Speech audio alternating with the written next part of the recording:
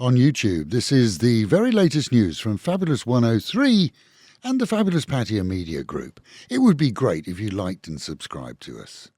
For travellers leaving Thailand, Thai and non-Thai alike, the new automated passport channels opened yesterday with a fanfare at the main airport in Bangkok, seeing them officially opened by the chairman of AOT, amid the promise that up to 3 passengers can pass through every minute.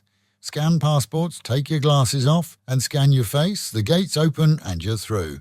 Those with visa issues have a separate few desks, of course, but for the masses, the queues will certainly lessen. Full automation is planned for next month, as this is a testing phase. Once proven, though, they'll be rolled out into international airports around the country. Finally recovered from his extreme bout of COVID, former Prime Minister Thaksin told the press that he's now fully ready to face the court cases against him, claiming that it is, in his words, baseless. Those charges date back to an interview in 2015 and weren't processed, as he was previously sentenced to 8 years in jail here when he returned from overseas, but that was reduced to 1, and never spending a night behind bars, he wallowed in a recovery unit at the hospital for 6 months before being released. In Khon Kaen, a local policeman has handed himself over to colleagues after taking exception to a noisy patient in the bed next to his sick father, claiming that the man was preventing Dad from recovery. The cop took out his weapon and shot the other ailing man. Medics were unable to prevent his demise. Neither men knew each other prior to the event, but the police sergeant is said by colleagues to have previously suffered from depression. A Thai man was caught at the weekend red-handed promising fake Thai passports for a nominal 600,000 baht. Those passports never reached his gullible customer base, though, and despite knowing it was an illegal offer, several complained to the Chinese embassy, which passed on details to Thai police. In his statement, he told the price was cheap. Before COVID, he was getting 2.5 million from the rich and desperate.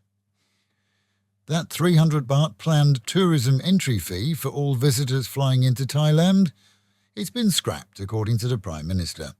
Seems that many believe that despite its moderate price, people may have switched holiday destinations. On Krabi, over 100 recovering drug addicts fled from a rehab centre where they claim they were abused, used as slave labour and not allowed to leave even when their treatment was complete. As they gathered at a pier on a small island hoping to leave, the authorities moved in and questioned them.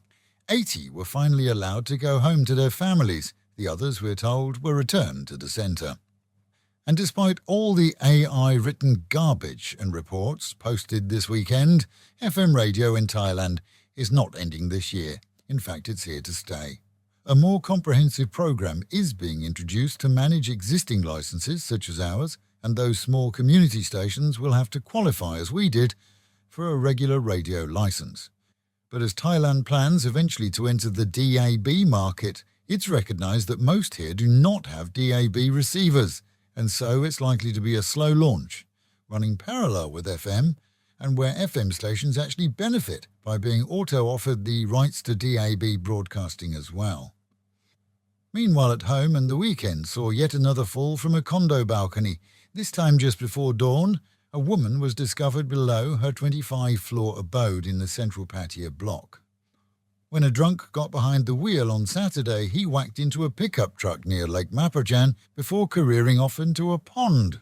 The sinking Yaris was discovered by local police, who charged a 29-year-old, checked on the pickup driver, who was fine, and then helped to arrange a tow truck for the sodden Toyota. Early Sunday morning saw a swell in the bay and several small fishing boats falter off Jomtien Beach, with one actually capsizing. The 7 a.m. sinking saw emergency services called and both men on board safely recovered, but treated for water inhalation on their return to shore. And Pattaya's Pride March was, we're told, a roaring success at the weekend, seeing a parade from Teprasit to Jomtien, with numerous points of entertainment. Well attended, the celebrations, we're told, will continue.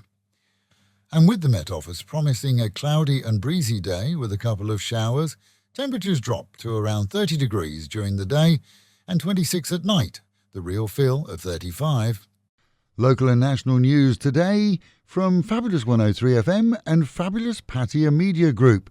And to get a notification every time we release another bulletin or programme, like and subscribe to our channel, Fabulous Pattaya Media Group by using the link below.